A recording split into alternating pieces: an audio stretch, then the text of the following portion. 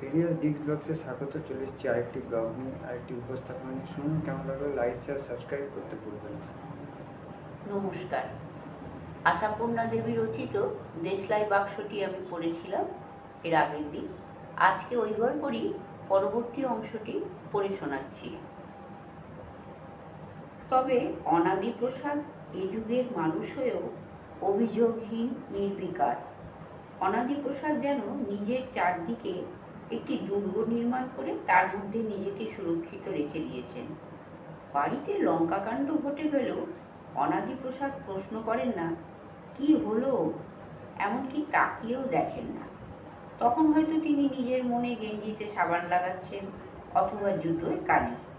হয়তো থলে থেকে বাজার বার করে গুছিয়ে গুছিয়ে সাজিয়ে রাখছেন সব জিনিস আলাদা করে। হয়তোবা থলে হাতে বেরিয়ে পড়ছেন। সমীর বলে মানে, অবশ্য আড়ালে বলে ক্যালাস ক্যালাস। আজন্ম কেরানিগিরি করে শরীরের সব রক্ত বরফ জল হয়ে গেছে। তা আড়ালে না বলে সামনে বললেও কিছু এসে যেত না। শুনলেও অনাদিপ্রসাদ নির্বিকার ভঙ্গিতে হয়তো দড়ি থেকে আসনটা পেরে নিয়ে রান্নাঘরে সামনে পেটে নিয়ে বসে বলতেন, হয়েছে নাকি?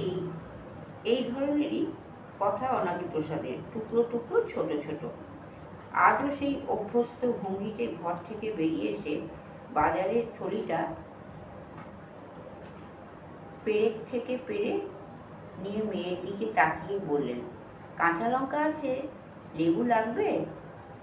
মেয়ে, যার নাম নাকি দীপালি, সে এই শীতের সকালেও সেই ভিজে কাপড়ে নিশ্চিন্ত ভঙ্গিতে দাঁড়িয়ে থেকে ঝাঁঝালো গলায় বলে ওঠে, কাল না তোমার বুকে ব্যথা হয়েছিল বাবা, তবু আজ বাজার বইবে? অনাদিপ্রসাদ বলেন, কাল হয়েছিল, আজ নেই। চা না খেয়েই বেরিয়ে যাচ্ছ? আসছি এখনই, হোক তোদের। বেরিয়ে যান ছেঁড়া চটিটি পায়ে দিয়ে।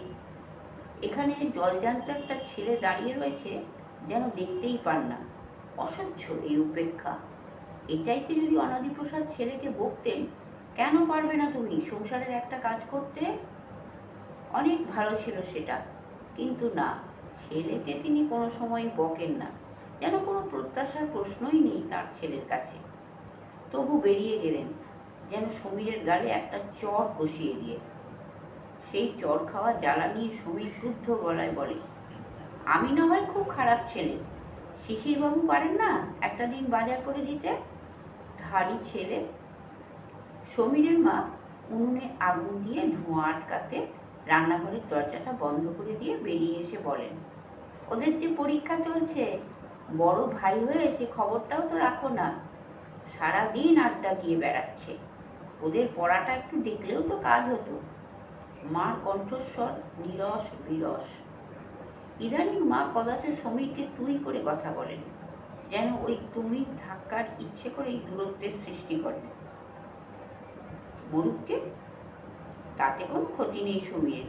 সমীর নিজেই জানে সে তোমাদের কাছের মানুষ নয়, সে বহু দূরবর্তী অন্য এক গ্রহের জীব।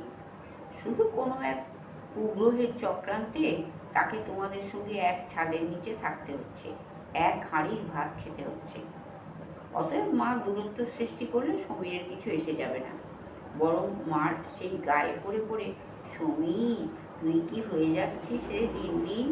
সমীর, তোর জন্য আমার মাথা খুঁড়ে মরতে ইচ্ছে করে। সমীর, বাপকে অগ্রাহ্য করিস কেন বলতো?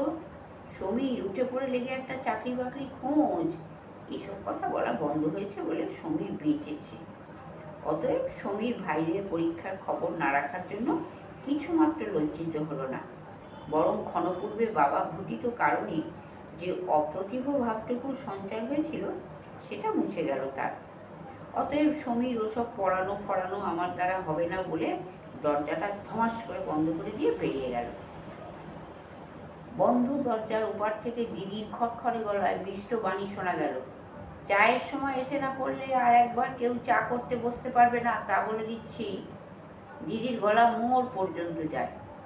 চা সম্পর্কে যে সমীরের একটু দুর্বলতা আছে সেটা বুঝে ফেলেই বোধ করি দীপালি ওইটা নিয়ে একটু কূটনীতি খেলে। অথচ পুরনো কথা সমীর মনে রাখতে ভালোবাসে না তাই, নইলে বলতে পারত। অথচ আগে সমীর যখন পড়ুয়া ছেলে ছিল, অসময়ে চায়ের আবদার করতে কুণ্ঠা ছিল, ওই দিদি সেদে সেদে বলতো, সমীর ভাই চা খাবি? চুপি চুপি একটা কাজ করতে পারবি? চা খাও। সমীর, এই চা দিচ্ছি, তার বদলে একটা কাজ। কাজ আর কি? জামাইবাবুর কাছে চিঠি বয়ে নিয়ে যাওয়া। সমীরের কলেজের কাছে জামাইবাবুদের বাড়ি, বৃহৎ পরিবার তারা। এ পাড়া থেকে ও পাড়ায় রোজ রোজ নতুন বউয়ের চিঠি গেলে নাকি হাসির হুল্লোড় পড়ে যেত সে বাড়িতে। তাই দূতের হাতে পত্র। আশ্চর্য, জামাইবাবুটার অমন দুম করে মরে যাওয়ার কি দরকার ছিল? দরকার আর কিছুই নয়, সমীরের জীবন বিস্ময় করে তোলা। এই দিদিটাই অমন বিশ্রী সাজ করে দাপিয়ে বেড়ানো দেখে দেখেই বাড়িটা যেন আরো নিমপাতা হয়ে গেছে সমীরের কাছে। মাও যেন মেয়েকে পৃষ্ঠবল পেয়ে বদলে গেছে, কিংবা মেয়ের ভয়। শীতাংশু বসে বসে ফু দিয়ে দিয়ে কাচের গ্লাসে চা খাচ্ছিল। সমীর বেঞ্চের একপাশে বসে পড়ে বলল, কগ্লাস হলো? কোথায়? শীতাংশু তাচ্ছিল্যের গলায় বলে, দেখ তো মা ভবানী, এই এক গ্লাসই চাকছি বসে বসে। বাড়িতেও তো দু চারবার হবার জন্যেই বৌদি রেশনের চিনির ওজন শোনায়। সমীর চায়ের আর টোস্টের অর্ডার দিয়ে পাটা টান টান করে বসে বলে, এই দিদি বৌদিগুলোই হচ্ছে যত নষ্টের মূল। ফাদাররাও কম নয়। শীতাংশু বেজার মুখে বলে, জীবনের শেষ দিন পর্যন্ত বাজারের থলিটি আঁকড়ে থাকতে চায়। এই যে এক্ষুনি দেখলাম তোর ফাদারকে চলেছেন থলিটি নিয়ে। কর্মক্ষেত্রে ওই একই অবস্থা। হ্যাংলা বুড়োরা জীবনের শেষ দিনটি পর্যন্ত চেয়ার আগলে বসে থাকতে চায়। এক্সটেনশনের পর এক্সটেনশন। অতএব আমরা হতভাগা ইয়ং জেনারেশন বুড়ো আঙুল চুষছি। পকেট মানি বলে মা 5টা টাকা দেয় মাসে, তাতে কদিন চলে বল? মিছি করে বলি, চাকরি খুঁজতে যাচ্ছি, বাস ভাড়া লাগবে। সমীর তিক্ত হয়, বলে, দূর, এসব উচ্চবৃত্তি আর ভালো লাগে না। ইচ্ছে হয় কোথাও চলে যাই। চলে? কোথায় যাবে জাদু? কে কোথায় তোমার জন্য বাড়া ভাত আর পাতা বিছানা নিয়ে বসে আছে?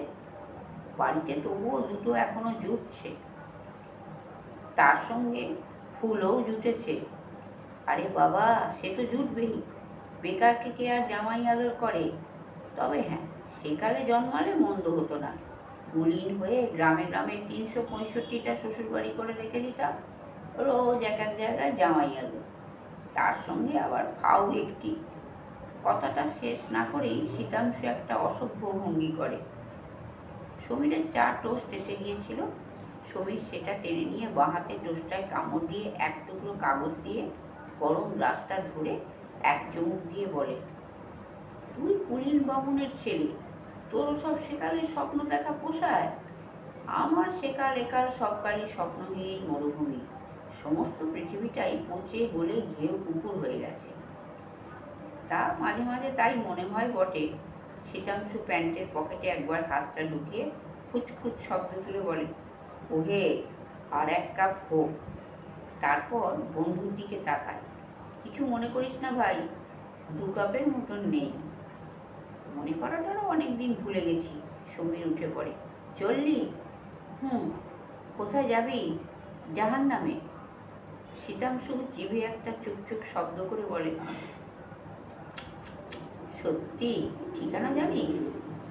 আমায় দিয়ে দে না ভাই ঠিকানাটা, রাস্তা চিনি না বলে যেতে পারছি না। আরে দূর, আমি কি চিনি? সমীর মুখটা বাঁকায়, ভদ্রলোক হয়ে একুল ওকুল দুকুল গেছে আমাদের। গুনে গুনে পয়সা দিয়ে দেখলো একটা 3 নয়া পয়সা পড়ে আছে। সেটাকে 2 আঙুলে টোকা দিয়ে আকাশের দিকে ছুঁড়ে মেরে ফাঁকা 2 পকেটে 2 হাত ঢুকিয়ে লটপট করতে এগিয়ে গেল রাস্তায়। অনাদি প্রসাদের একটা কাটা কৌটো আছে, বাজার ফেরত খুচরো পয়সা সেই কৌটোয় ফেলেন, কিন্তু সে পয়সারও হিসেব থাকে অনাদি। কৌটোর কাছেই ছোট্ট এক টুকরো খাতা আছে, তাতে তারিখ মেরে বাজারে হিসেব লেখেন, আর তলায় লেখেন ফেরত 7 নয়া পয়সা, ফেরত 10 নয়া পয়সা, অথবা ফেরত নেই। এইভাবেই সারা জীবন হিসেব করে চললেন অনাদি প্রসাদ। আক্ষেপ নেই, অসন্তোষ নেই, অভিযোগ নেই, ছটফটানি নেই, অদ্ভুত এক ভাবশূন্য মানুষ। সত্যি কি ভাবলে শূন্য? তবে মনে মনে অত কথা বলেন কি করে সদাগরি অফিসের চিরকেরানি অনাদিপ্রসাদ ঘোষ? আমি কি করব? আমি কি করতে পারি? আমি তো দেখে শুনেই ভালো বিয়ে দিয়েছিলাম তোমার। তোমার কপালে সইল না, সে দোষ কি আমার? সেখানে তোমার ভাসুর দেওয়ার বিরাট একান্নবর্তী পরিবার। পড়ে থাকলে নিশ্চিত অন্ন ছিল। তুমি থাকলে না পড়ে আমার অন্নে ভাগ বসাতে এলে। এসো, আমি কিছু আপত্তি করিনি। তবু তুমি রাত দিন নাগিনীর মতো ফুঁসে বেড়াচ্ছ। তোমার ও জ্বালার ওষুধ আমি কোথায় পাবো? তুমি আবার একবার জীবন জোগাড় করতে পারো কারো তুমি আবার একবার জীবন জোগাড় করতে পারো, আমি আপত্তি করতে যাব না। কিন্তু আরও একবার পাত্র খুঁজে তোমার বিয়ে দেওয়া আমার সাধ্য নয়। তোমার সেই বিয়ের দরুনই দেনা সুদ এখনো। আমার বড় ছেলেটি যখন তখনই ও কথাটা বলে কি না, দিদির আর একবার বিয়ে দেওয়া উচিত ছিল আপনার। আমার কি কি উচিত ছিল সে ফিরিস্তি তো শুনেই চলেছি জীবনভর। আজ এই পর্যন্ত, বাকিটা আবার পরের দিন। শুনলেন পরবর্তী অংশ উপস্থাপনাটি। তো কেমন লাগলো? লাইক, শেয়ার, সাবস্ক্রাইব করবেন, কমেন্ট করবেন। কমেন্টটা খুবই দরকার। এবং দেখতে থাকুন, শুনতে থাকুন, বেরিয়ে জিনিস।